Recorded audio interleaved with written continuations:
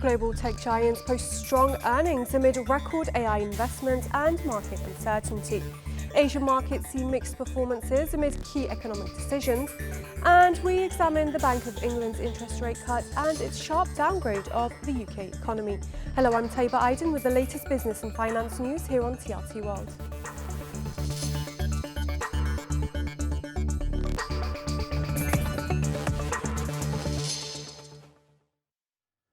The latest earnings reports from major global tech companies reveal a robust growth, strategic investments and evolving market dynamics.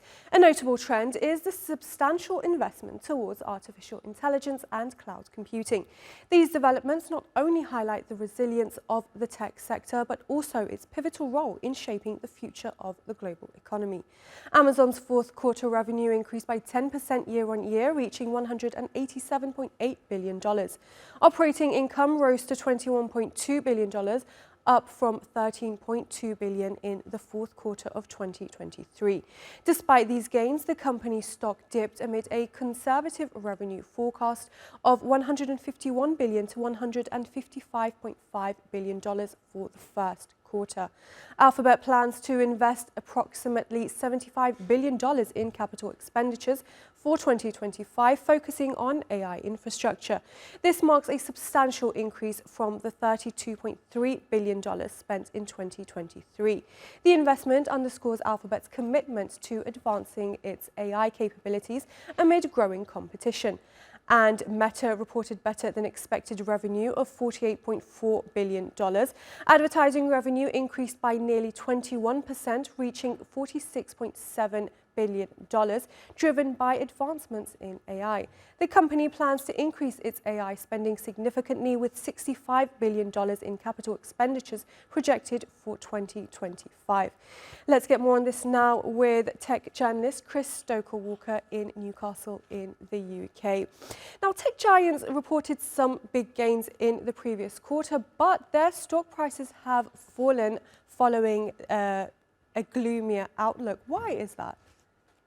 I think it's largely because of that fear of the unknown coming around the corner. Obviously, we have seen in the last quarter huge amounts of investment being announced and more investment being forecast for the months to come. But also, it was particularly notable, for instance, in the Amazon earnings call, they were saying they worry about a sort of strain on the supply of the chips that are powering this generative AI revolution. And so they believe that actually they could have grown even further had there not been this issue. And I think the competitive dynamics that are going on between all of these tech companies at the minute to try and get a finite resource in order to power this revolution is the thing that is often being back in the mind for those who are investing in them and thinking actually that is why the stock price is dropping. So it's not the fear of the known now, it's the fear of the unknown, I suppose, in the future, and the risk of being able to get your hands on the stuff that will enable you to continue to grow. And how are these major investments into AI shaping the market at the moment? Yeah, hugely. I mean, we are seeing massive dynamics being changed in this space with lots and lots of companies pursuing AI here, there, and everywhere. It's also worth noting that this obviously comes at the same time as US government and others are having huge investments in artificial intelligence. We have this coming week the AI Action Summit in France. So there is seen, I think, a huge opportunity still from artificial intelligence, even after we had, of course, the slight market scare for particularly Nvidia and other tech stocks earlier last month with the rise of DeepSeek, the Chinese AI system. And with the rise of these Chinese AI apps like DeepSeek that you mentioned, is this pushing US titans to expand further into AI? I think it is. I think one of the challenges that we have, though, is that there are different approaches to try and solve the DeepSeek problem. Obviously, DeepSeek managed to show that the old way that was conceived of as bigger is better, more investment in more hardware equals better performance, might not actually be the case. They managed to do this on a comparatively shoestring budget with much less processing power and still get, frankly, state-of-the-art performance. So there is, I think, a kind of stick or twist decision that these tech executives have to make. Do they say, actually, we're going to follow the DeepSeek model entirely and we can kind of draw back our spending a little bit and focus on getting the most out of the hardware that we have now? Or do they take the long-term bet that actually the sort of innovations that DeepSeek has given us allows us to make a sort of even better AI system when we supercharge it with the hardware that we have in reserve? And frankly, it's kind of an either-or situation. I don't think you can go down both paths at the same time. Right, Chris Stoker-Walker, thank you very much for that analysis.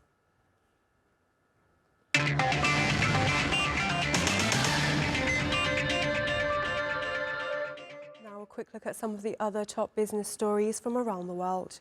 US lawmakers are pushing to ban government workers from using the Chinese AI chatbot DeepSeek on official devices. This comes after a report linked the chatbot to a banned Chinese state-run telecommunication company, raising national security concerns. The move targets DeepSeek as part of the broader tech rivalry between the United States and China. Elon Musk's efforts to cut US government spending faced setbacks on Thursday. A judge blocked the Treasury Department from sharing payment systems data with outsiders. The judge's order came after Musk claimed his team at the Department of Government Efficiency had gained access to the Treasury's payment system, which handles trillions of dollars, including Social Security and Medicare.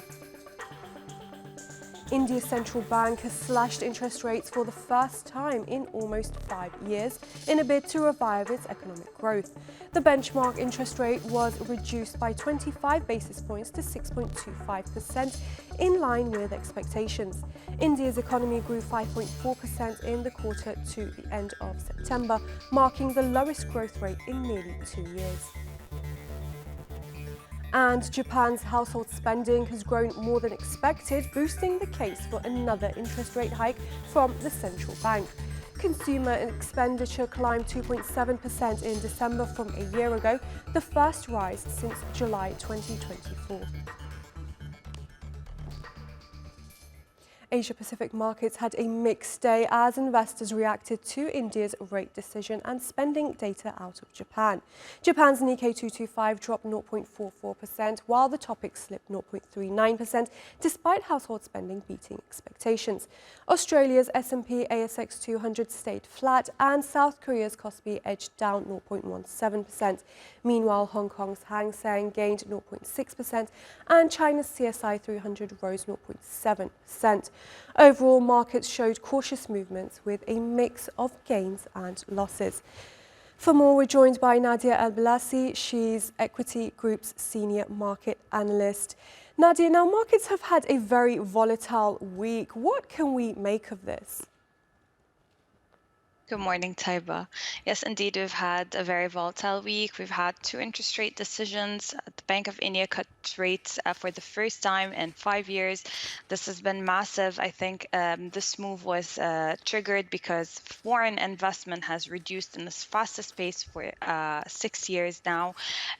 Also, the projections for GDP growth has reduced or has been lowered from its initial forecasts for the second time to 6.5. Now we're expecting growth to be around 6.2 to 6.7. This has been lowered for the second time, so I believe that this is the reason that they cut rates. And now all central banks around the world have been reducing or going to a more accommodative policy stance, and I think this is going to regulate the systems more efficiently. This kind of change is after a very aggressive or restrictive policy since Corona and since 2020. So I think this is something necessary for growth and for a GDP to continue on rising, and this is why we're seeing this happen. Now, what about Japan? Despite Japan's strong household spending data, markets declined. What's driving this disconnect? So with Japan now, we're seeing inflation on the rise again, but the main problem is that wages are not growing. Yes, we're seeing a little bit of an uptick in household spending, but this we've also seen factory orders hit its lowest pace in 8 months. So there's still a bit of an imbalance between economic indicators, and this is a bit worrisome. We're also seeing the only bank that's hiking rates is the Bank of Japan, and the USD JPY as well is seeing a little bit of volatility. We're hitting 151 right now against the dollar. I think the yen is rising a little bit after the Bank of Japan's initial rate hike after 17 years of an accommodative policy. I think that we're going to see more rate hikes. Maybe we're going to see one in March. The more that we're going to see rate hikes, I think inflation is going to be a little bit reduced, but the main issue will continue to be wages. Because the Japanese consumer is struggling to pay or to consume enough while everything is super expensive, but the wages are still not growing as fast enough. Okay, Nadia Al-Balassi, we will have to leave it there. Thank you very much for your analysis. Thank you, Taiwo. Now, as widely expected, the Bank of England has cut its key interest rate, bringing it to its lowest level in more than 18 months. The central bank opted for a 25 basis point cut, setting the new interest rate at 4.5%, a level now on par with the United States, but still higher than Europe's 2.75%. But alongside the rate cut, the Bank of England also revised down its economic growth forecast. The UK economy is now expected to expand by just 0.75% this year, a sharp drop from the previous 1.5% estimate issued only 3 months ago. The decision to lower rates follows a softer than expected inflation reading in December. Headline inflation eased to 2.5%, while services inflation hit a 33-month low of 4.4%. These figures, coupled with weaker retail sales data and disappointing November growth, gave policymakers the room to make their move. Ahead of the Bank of England's announcement, the British pound weakened as investors priced in the expected rate cut. But stock markets responded positively. The FTSE 100 surged to a record high, reflecting investor optimism about lower borrowing costs and potential economic stimulus. Markets across Europe and beyond saw significant reactions. The European index, Stoxx 600, climbed 0.7% and gold neared one of its all-time peaks. Meanwhile, bond markets faced mounting pressure as traders reassessed the future direction of global interest rates. For more on this, we're joined by Vicky Price in London. She's a board member at the Centre for Economics and Business Research. Vicky, firstly, why has the Bank of England halved its growth forecast for this year? And should we be concerned about a deeper economic slowdown? Yes, and I think we should be concerned, and that is why it's voted for cuts in interest rates right now. Its committee has decided that actually growth was a real issue, and we saw, in fact, all of them voting for a cut. There are 9 members, and 2 of them voting for a 50 basis point cut, including somebody who had been very hawkish before, who really were worried about inflation, now suddenly deciding that, in fact, growth perhaps was slowing down a little bit too fast for comfort. And I think that is an issue. As you rightly pointed out, there's been a revision of growth for 2025 to just 0.75% from 1.5%. That's a very substantial revision, halving the rate of growth. That, of course, takes into account what's been going on so far. We had practically stagnant growth in the second half of 2024. The Bank of England estimates that there was a drop in the last quarter of 0.1%. Possibly they think that the first quarter of 2025 will be very stagnant, maybe tiny growth of 0.1%. On that basis, and given that consumer and business confidence have declined considerably, the general expectation is that growth will be much slower than been originally anticipated. And even though inflation is forecast to increase in the future, nevertheless, it warrants interest rate cuts to prevent perhaps us moving into what could be new stagnation or even recession. Now, the UK's interest rate is currently higher than some of its peers. What does this signal about the state of its economy? Well, that's also in itself quite an interesting phenomenon, because in reality, we could have had much lower interest rates earlier. Our inflation rate is pretty similar to what it is in the US and what it is in Europe. In fact, it's slightly better than in the US, and we have roughly the same rate. But of course, in the US, they're worried particularly about the impact of tariffs, assuming they do happen. We've already seen, of course, postponement on tariffs against Mexico and Canada. But of course, the tariffs against China have still gone ahead, and who knows what will happen with Europe. So there is a pause in interest rate cuts there. It's understandable. But in reality, there is room, or was room, for interest rate cuts before. And there is now a big argument in the UK as to whether perhaps the Bank of England has been too slow in cutting rates. So for the moment, we still have quite a lot of tightness in the monetary side because interest rates are high in real terms. If inflation is 2.5% and interest rates at 4.5%, we certainly are seeing our interest rates considerably higher in real terms than is the case in Europe. And it's not really because inflation is picking up. It's bound to pick up a little bit. Energy costs are affecting everyone. They're going up a little bit. It is, I think, more that there is concern that perhaps, there is lack of confidence in the Bank of England, or there was, that they were on top of the situation. But now it seems that they think that they could cut rates even if inflation picks up. It suggests to me that they have changed their minds and now they have more confidence, and we are going to see more rate cuts coming, and fast. All right, Vicky Price from the Centre for Economics and Business Research, thank you very much for being with us. Thank you.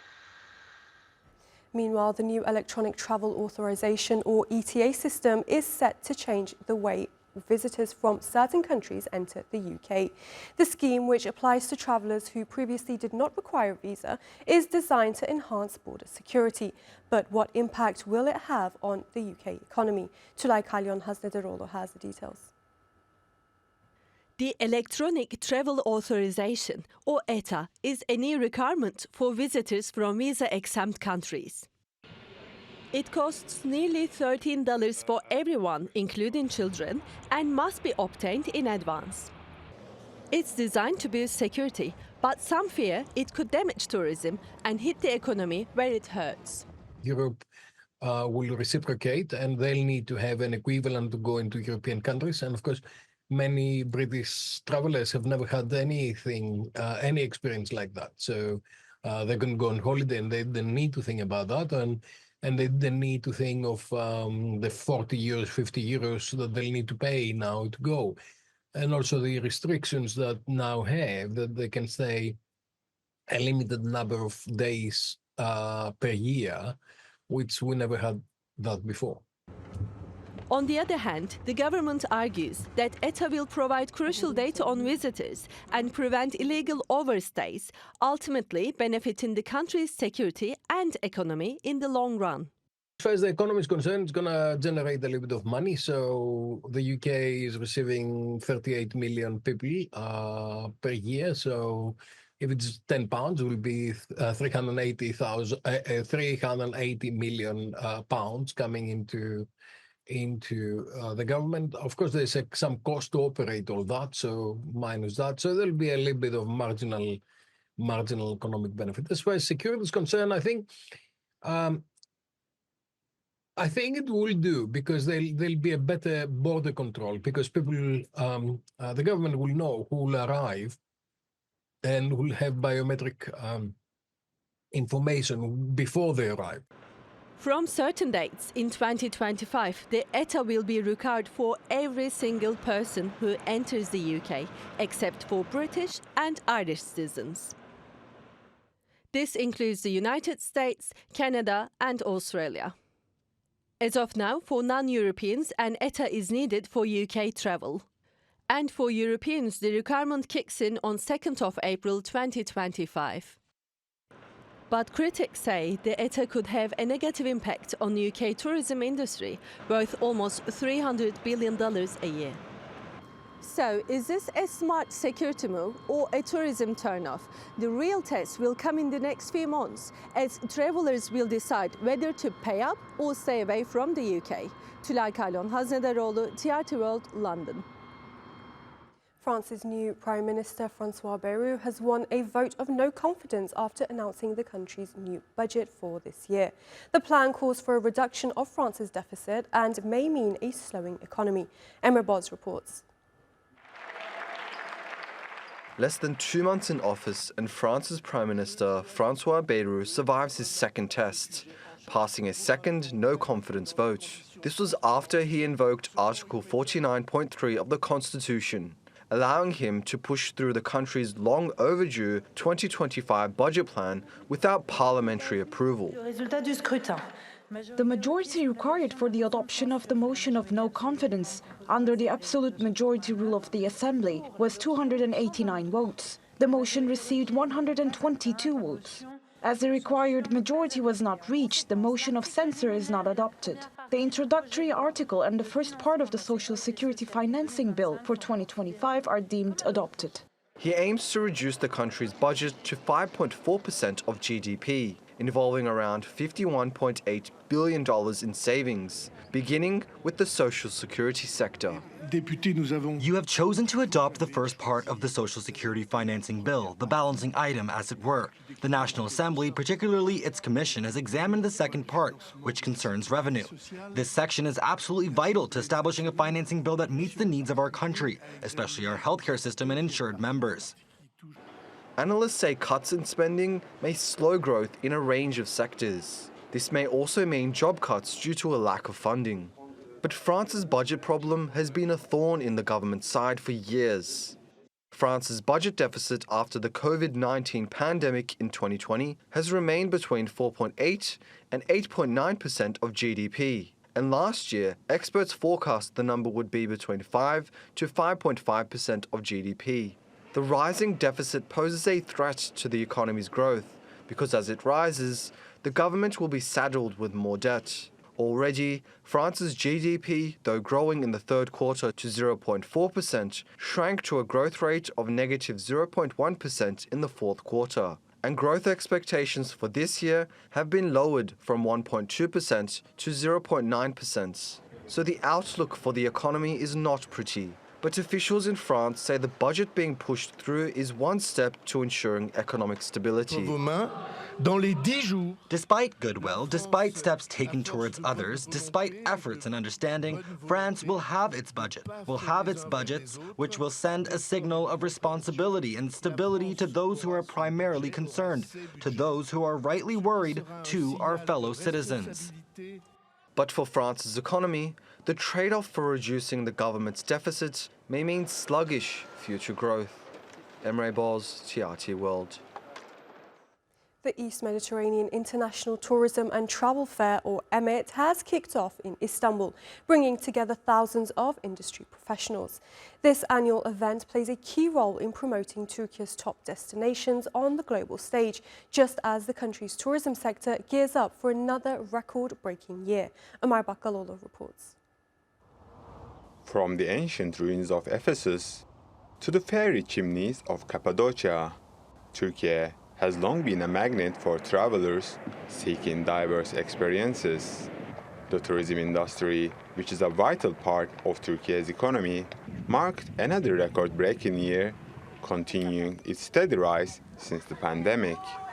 In 2024, the country welcomed a staggering 52.6 million visitors, making it the sixth most visited country in the world. This translated into a record $61.1 billion in tourism revenue, up by 8% compared to the previous year. There's no need to emphasize the size of the tourism sector. It directly supports 50 industries and indirectly impacts over 100. In terms of scale, it accounts for 5% of Turkey's gross national product. Another key factor is that it falls under foreign exchange generating services. So in this sense, we see it as a massive industry both domestically and internationally. This growth isn't accidental. The country has been strategically investing in its tourism infrastructure, from upgrading airports to expanding highways. According to the 2025 investment program, the government plans to spend $70 million on 55 tourism-related projects this year. Key initiatives include improving roads in popular destinations like Bodrum, Izmir, and Muğla, as well as expanding offerings in Konya and Mardin. Midyat is a UNESCO city. To revive its historical texture, we have restored old mansions, monasteries, and mosques. Right now, we have opened part of what we may not just Turkey is, but the world's largest underground city. We call this New Cappadocia. So far, we have opened a 9,000 square meter area, and by end of the year, we aim to make it accessible for both local and international tourists. Turkey's tourism sector is also diversifying.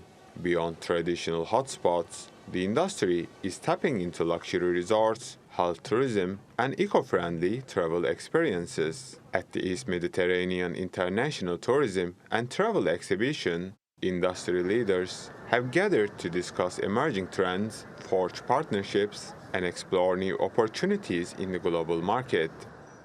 After a record-breaking year, Turkey is now setting its sights even higher. The country aims to attract 65 million international visitors in 2025, and events like Emit will be key in reaching that ambitious goal. As Turkey continues to build on its success, officials say the sector's growth will remain a pillar of the country's economy, ensuring long-term and sustainable development. Ömer Bakkaloğlu, TRT World, Istanbul. Every year, the Super Bowl attracts more and more fans. That means more television viewers, which translates into even bigger, brighter and more lavish commercials. This year's Super Bowl ads are already breaking records, with prices soaring to new heights. Nicholas Morgan has the details. The Super Bowl, where the ads are as big as the game itself. And this year, those ads have reached new peaks. At a starting price during the upfront season, they were going for about $7 million. There was so much demand, however, that Fox said that there was actually a wait list as we got closer to the game, and there were about 10 or so brands on that wait list, and then those coming off were paying as much as $8 million for a 30-second spot, which is a new record. That demand speaks to the power of the Super Bowl, with over 124 million people tuning in. Advertisers see it as the golden opportunity to boost brand visibility and reach. Last year, the sports Blue Ribbon event generated around $700 million. But this year, a new player is joining the fray. OpenAI, the company behind ChatGPT, is airing its first ever television ad. It's a big shift for the AI giant, which grew through word of mouth and digital buzz. So if you have 30 seconds in the Super Bowl, you know that people are going to be talking about it on social. You know that every media brand out there is going to be talking about it and covering it. Tech giants like Microsoft and Google are also shelling out millions, betting Super Bowl ads will dominate both screens and social feeds. So why are all these modern tech companies going old school? It should really still be about the product and selling the product, because at the end of the day, that's what brands are here to do in the Super Bowl. They want to get in front of as many people as possible so that those people walk away and remember their product and want to go purchase it. The Super Bowl isn't just American football. It's a battleground for braggadocio and brand power, marketing and making lots of money.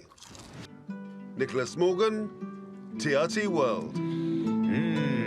Super Bowl. Well, that's all your business news for now. Thanks for watching.